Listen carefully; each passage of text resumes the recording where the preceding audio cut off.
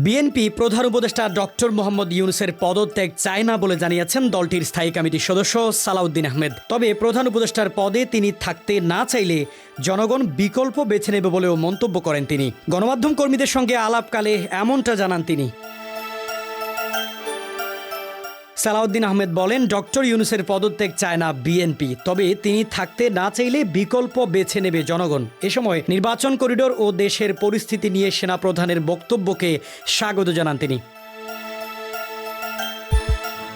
বিএনপির স্থায়ী কমিটির এই সদস্য অভিযোগ করেন, সম্প্রতি কয়েক দফায় ডক্টর ইউনূসের সঙ্গে সাক্ষাৎ চেয়েও সময় পায়নি বিএনপি। নির্বাচনী রোডম্যাপের জন্য আর কয়েক দিন অপেক্ষা করে তারপর সরকারকে সহযোগিতা নিয়ে প্রশ্নে করণীয় চূড়ান্ত করবে বিএনপি। বৃহস্পতিবার উপদেষ্টা পরিষদের বৈঠকে ডক্টর ইউনূস এভাবে কাজ করতে পারছেন না, যে কারণে পদত্যাগ বিষয়টি তুলেন। বিএনপির আন্দোলন ও সেনাপ্রধানের ডিসেম্বরে নির্বাচন হওয়া উচিত এমন মন্তব্যে অন্তর্বর্তী সরকার বিপাকে পড়ে। এমন বিপাকে পড়া অবস্থায় চাপ মনে করছেন তারা, যে কারণে চাপের মধ্যে কাজ করা সম্ভব নয়।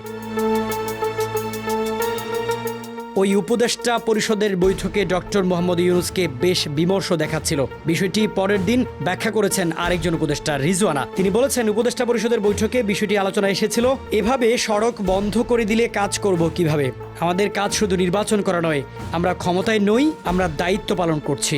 আমাদের দায়িত্ব তিনটা: সংস্কার, বিচার এবং নির্বাচন। শুধু নির্বাচন করার জন্য নই আমরা। এ সময় নির্বাচনের দিন তারিখ হিসেবে ডিসেম্বর থেকে জুনের সময়সীমা উল্লেখ করেন উপদেষ্টা।